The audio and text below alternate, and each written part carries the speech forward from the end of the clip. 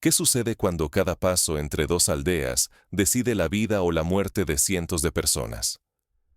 El corredor que unía Rovne y Svetlo era mucho más que un simple tramo de tierra. Era la última esperanza para una guarnición sitiada.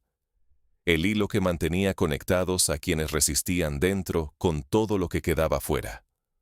Los informes militares hablan de pérdidas de territorio, de rutas cerradas, pero rara vez muestran el costo humano cuando un corredor desaparece. Tras cada línea seca de un parte, se esconden noches interminables, decisiones imposibles y el miedo puro que se convierte en rutina. Imagina avanzar por esos campos, sabiendo que cada viaje puede convertirte en una estadística más. Cada persona que cruzaba ese corredor hacía su propio cálculo silencioso. ¿Será hoy el día que no regrese? La muerte de un corredor de suministro no es un momento abrupto. Es la suma de horas de tensión, de observar al compañero y preguntarse si ambos volverán a ver el amanecer.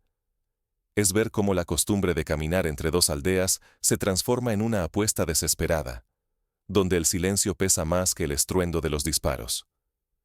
Ignorar la realidad detrás de los informes militares significa perder de vista la humanidad de quienes viven la guerra. Es dejar de sentir empatía por quienes sufren y reducir su drama a simples cifras y mapas. Pero, ¿cómo llega una ruta vital a convertirse en un sendero mortal? ¿En qué instante la normalidad se desmorona y solo queda la supervivencia? Para entenderlo, hay que retroceder al inicio del cerco y observar cómo la vida cotidiana se fue quebrando hasta dejar únicamente el instinto de resistir. Para comprender el verdadero precio del corredor, miremos cómo comenzó el asedio y cómo, poco a poco, la vida en Rovne cambió para siempre. El primer síntoma fue el silencio. Durante años, nadie supo ubicar Rovne y Svetlo en el mapa. Eran nombres que apenas se susurraban, lugares invisibles entre extensiones de campos y pastizales. Pero de pronto, se convirtieron en la última esperanza de una región entera. El cambio llegó con el frío. Al principio, solo hubo retrasos. Un camión parado en un cruce, una caravana que nunca llegaba a destino. Luego, el silencio. Las noticias dejaron de circular y los días de aislamiento reemplazaron a las horas de espera. Así nació la llamada zona gris.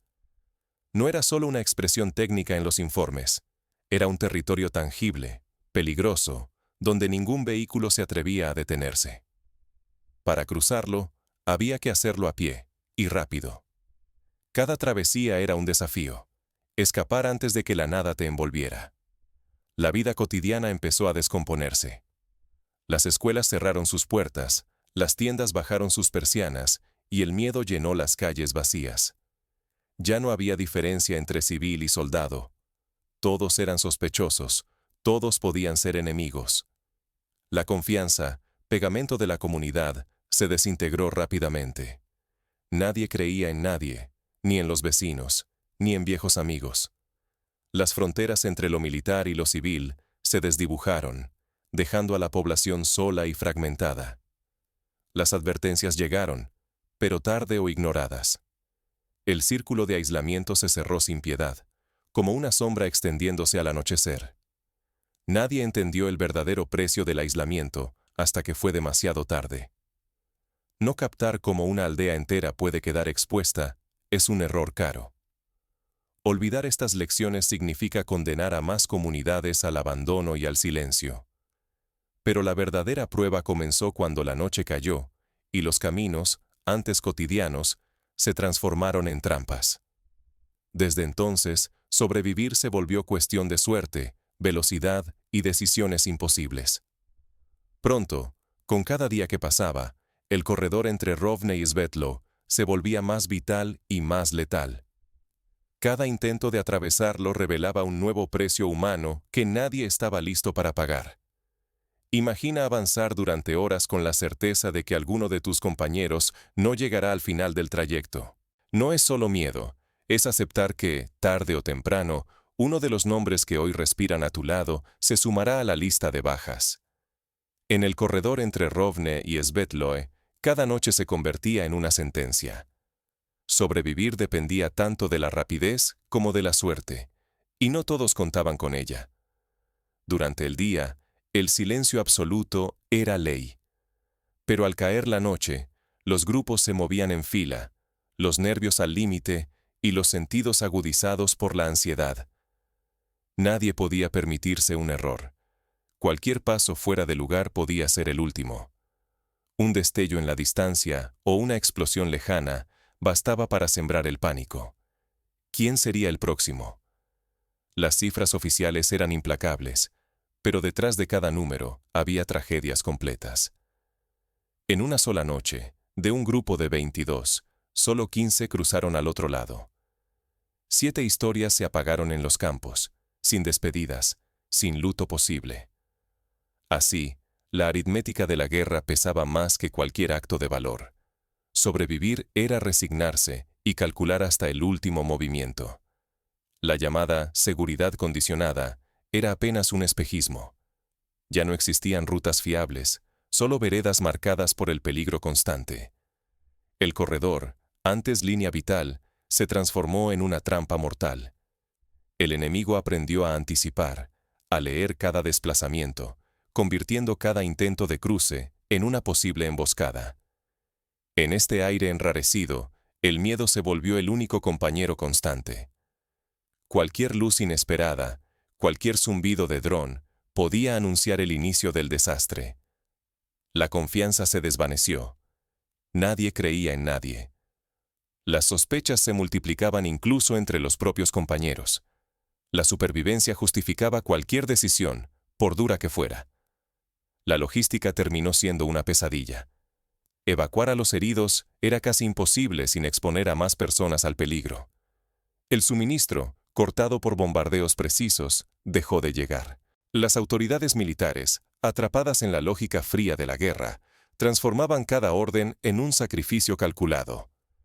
El corredor se convirtió en una lotería siniestra. Avanzar o morir, sin puntos medios. Lo más letal era la percepción equivocada. Quienes subestimaban el riesgo, quienes apostaban por el optimismo o la ignorancia, caían primero, sin distinción entre soldados o civiles. Con cada noche, la línea del frente se desplazaba, y la humanidad de quienes recorrían el corredor se desvanecía, reducida a sombras y cifras en los partes. La caída del corredor no fue un accidente súbito, sino la suma de noches interminables y decisiones fatales. Ahora, veamos el momento exacto en que la ruta quedó cerrada para siempre, y el impacto inmediato de esa pérdida. El cierre definitivo del corredor cambió el destino de todos los atrapados al otro lado. Las consecuencias de ese instante se manifestaron de inmediato, marcando un antes y un después en la lucha por sobrevivir. Cuando la última ruta se desvanece, ¿cuánto tiempo puede resistir una ciudad asfixiada por el cerco? La noche del 8 de diciembre marcó el quiebre. Bajo una oscuridad que ya no protegía, los combates se tornaron despiadados. El enemigo irrumpió en el corredor, y desde entonces, cada metro se volvió una frontera cambiante. La delgada línea de esperanza fue devorada por una zona gris, donde el control cambiaba varias veces en cuestión de horas, y la palabra seguridad perdió todo significado. Ambos lados convirtieron sus calles en improvisados campos de batalla. Cada vivienda se transformó en trinchera, y cada puerta, en una posible emboscada. Los lugares familiares desaparecieron bajo el estruendo de la guerra urbana, donde la vida pendía de un instante y la muerte acechaba en cada esquina. Svetlói, que había servido de último puesto logístico tras la caída de Rovne, fue atacado sin demora. El flujo de suministros, ya escaso y frágil, se redujo a lo imprescindible: municiones, migajas de comida, algo de medicinas.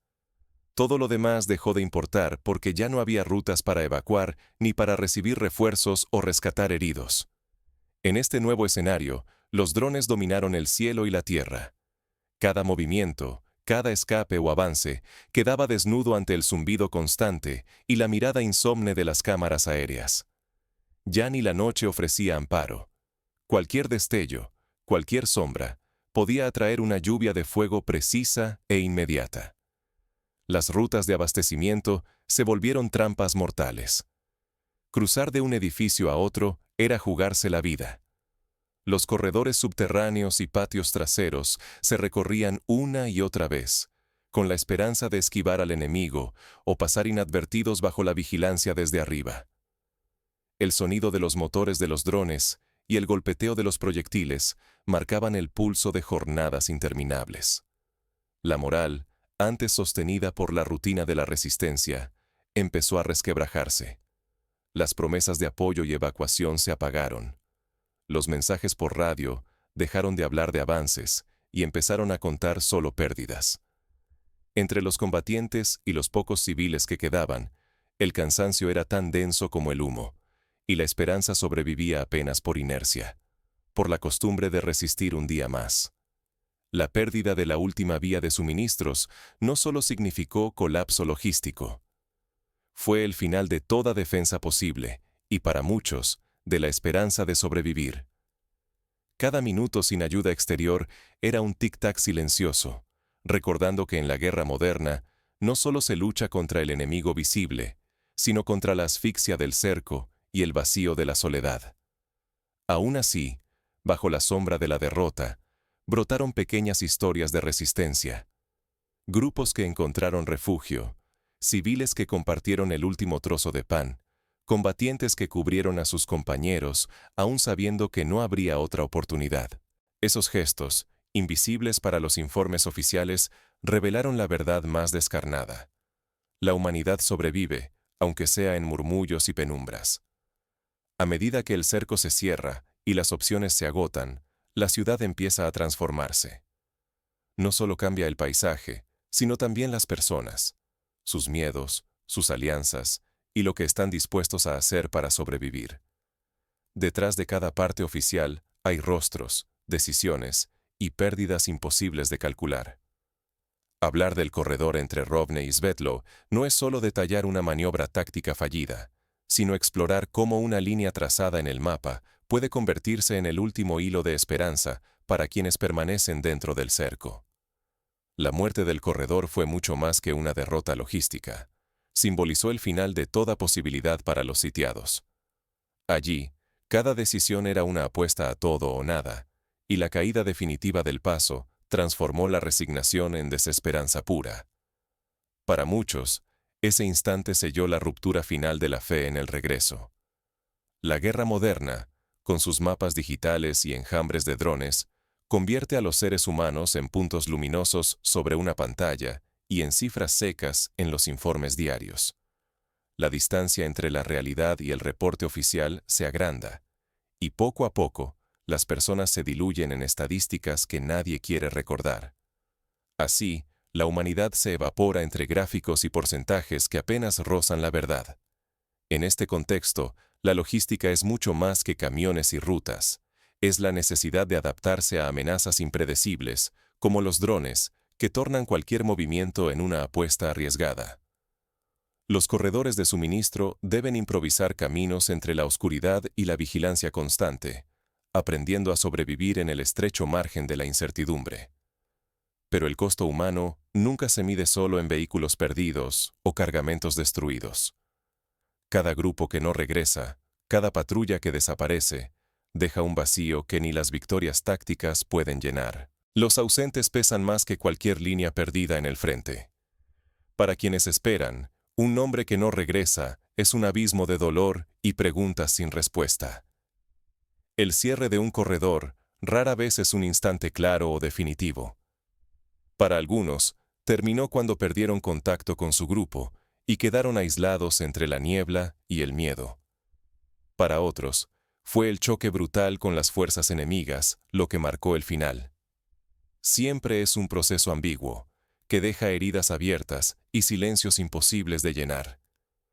Si olvidamos las lecciones humanas y relegamos estos episodios a simples notas en un informe, el precio será repetir el trauma y la pérdida en los conflictos que vendrán.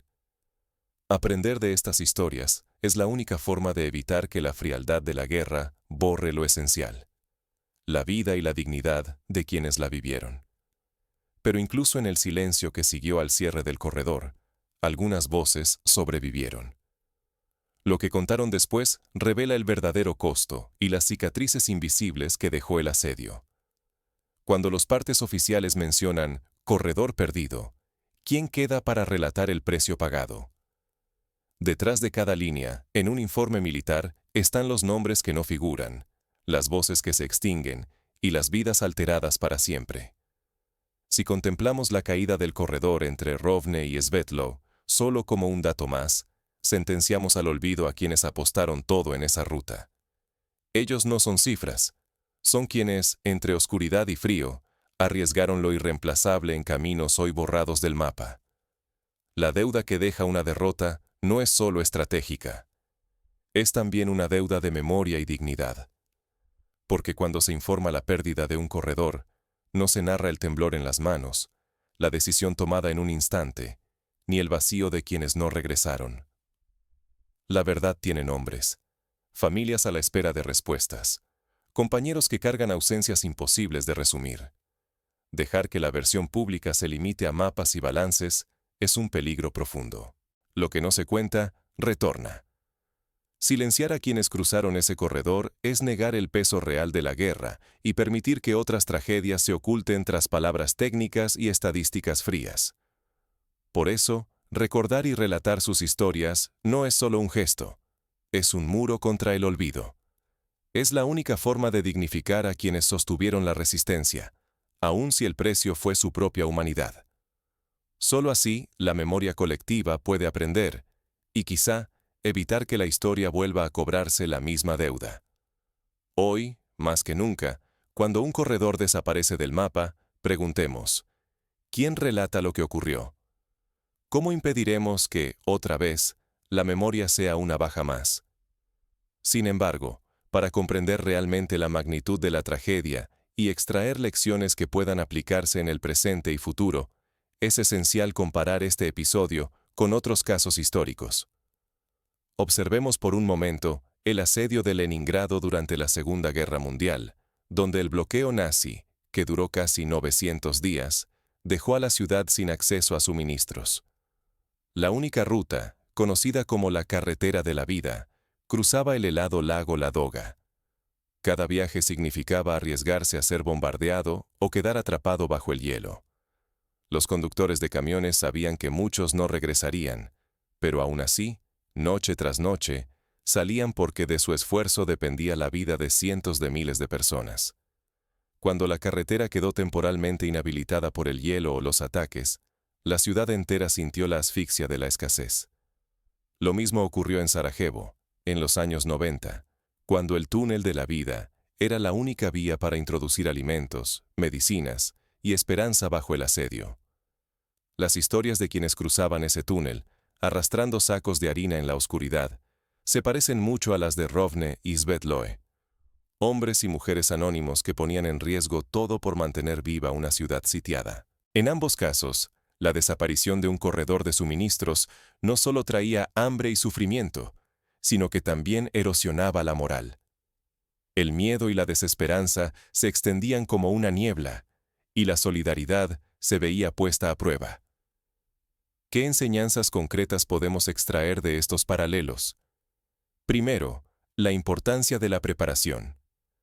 Cuando existen rutas críticas, deben existir planes de contingencia, reservas ocultas y entrenamiento para la población civil. En Leningrado, la ciudad sobrevivió en parte por la tenacidad de sus habitantes y por la capacidad de improvisar rutas temporales, incluso en condiciones extremas. Segundo, la comunicación. Un cerco solo se vuelve absoluto cuando los que están dentro quedan completamente aislados de los que están fuera. Por eso, el uso de radios de onda corta, señales luminosas y hasta palomas mensajeras ha sido vital a lo largo de la historia para mantener el contacto, coordinar rescates y evitar el colapso anímico. Tercero, la resiliencia psicológica. En muchos asedios, han sido los gestos cotidianos los que han permitido resistir. Por ejemplo, en Sarajevo se organizaron conciertos clandestinos y clases improvisadas en sótanos, porque la esperanza se alimenta también de la rutina y el arte.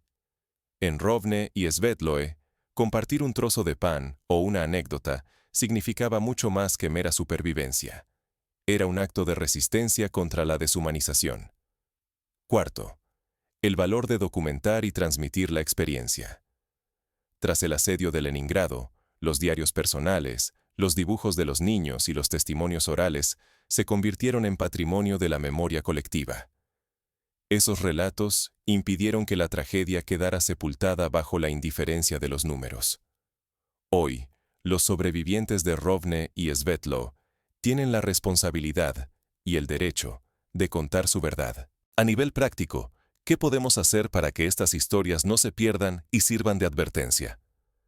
Primero, apoyar iniciativas de documentación y memoria histórica, como testimonios grabados, libros y archivos digitales. Cada historia personal suma una capa de comprensión y humanidad al registro oficial. Segundo, exigir transparencia en los informes militares y civiles.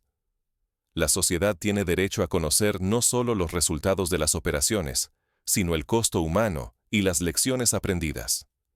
Tercero, educar a nuevas generaciones sobre los signos de preludio a un cerco y la importancia de la solidaridad. Incluir estos temas en la educación formal ayuda a evitar que errores pasados se repitan. Cuarto, promover la empatía activa. Organizar encuentros, exposiciones y debates sobre la guerra y sus impactos humanitarios ayuda a mantener viva la memoria y a forjar comunidades más resilientes y preparadas para afrontar crisis futuras. Volviendo a la historia de Rovne y Svetloe, recordemos que cada corredor que muere es también el final de una etapa de resistencia colectiva. En cada ruta perdida hay un eco de cientos de voces que alguna vez caminaron bajo el peso del miedo y la esperanza. No permitamos que el olvido sea la última trinchera. Que su historia nos sirva de advertencia y de guía. Porque, al final, la verdadera victoria está en la memoria que preservamos y en la dignidad que defendemos para quienes, aún en la oscuridad, eligieron caminar. Así, cuando el próximo informe militar hable de un corredor perdido, hagamos el esfuerzo de mirar más allá del mapa y preguntarnos, ¿qué precio se pagó realmente? ¿Qué podemos hacer hoy para que esa deuda de memoria nunca vuelva a quedar impaga?